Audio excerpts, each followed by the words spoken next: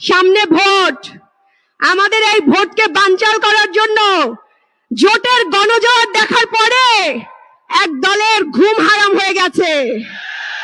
সেই জন্য তারা নারী কার্ড ব্যবহার করছে। তাদের কার্ডের অভাব নাই। নারী কার্ড, চান্দা কার্ড, লাল কার্ড, নীল কার্ড, আবার কি কার্ড দিবে? Family card. আমরা এইসব ফ্যামিলি কার্ডের ধার ধারি না, এইসব চাইও না নারীরা। আমরা নারীরা চাই কি চাই? আমরা রাস্তাঘাটে শান্তিপূর্ণভাবে হাঁটতে চাই। আমরা এই চান্দাবাজি দেখতে চাই না।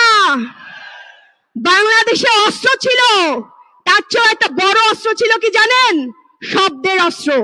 রাজাকার বলে বলে আমাদের ভাইদেরকে খুন করা হয়েছে না? তারপর সেই রাজাকার হয়ে উঠেছে সবচেয়ে শক্তিশালী অস্ত্র, হয়েছে না? আজকে লন্ডন থেকে নেতা তারেক রহমান এসে গুপ্ত শব্দ ব্যবহার করছে। এই গুপ্ত শব্দ রাজাকারের চেয়েও শক্তিশালী শব্দ হয়ে উঠবে ইনশাআল্লাহ। এই গুপ্ত শব্দ দিয়ে আমরা জোটকে ইনশাআল্লাহ বিজয়ের পক্ষে নিয়ে যাব ইনশাআল্লাহ। শুনেন, এইসব শব্দের রাজনীতি খেলেন না, এগুলো শেষ হয়ে গেছে।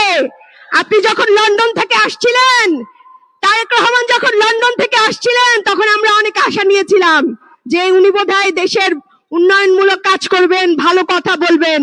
কিন্তু তিনি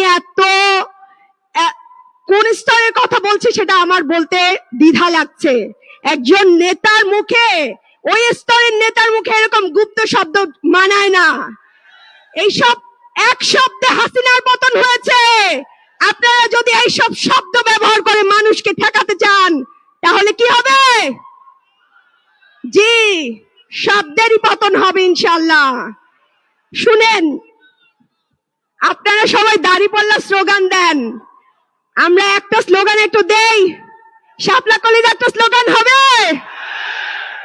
জিততে এবার, জিততে এবার, এবার দাঁড়িপাল্লা জিততে এবার। শুনেন ভাইরা, আমাদের জামাত ইসলামের ভাইরা আমাদের ভাইদের জন্য অনেক কষ্ট করছেন। আমাদের আমরা আবার বোনরা তাদের পাশে দিয়ে কষ্ট করছি। আমরা ইনশাআল্লাহ জোট সরকারকে এইভাবেই এগিয়ে নিয়ে যাব। ইনশাআল্লাহ বাংলাদেশ ঐক্যবদ্ধ জোট ক্ষমতায় আসবে এবং আমরা আগামীতে ইনসাফপূর্ণ একটা রাষ্ট্র গঠন করব, যে রাষ্ট্রে কোন জামাতের সেক্রেটারির ওয়াইফকে বিধবা হইতে হবে না।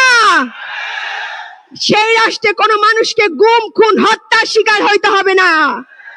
সেই রাষ্ট্রই আমরা গঠন করব ইনশাআল্লাহ। এবং সেই রাষ্ট্রে সবাই মিলে আমরা হাদি হত্যার বিচার করতে পারবো না? সবাই দোয়া করবেন, ভালো থাকবেন। আসসালামু আলাইকুম।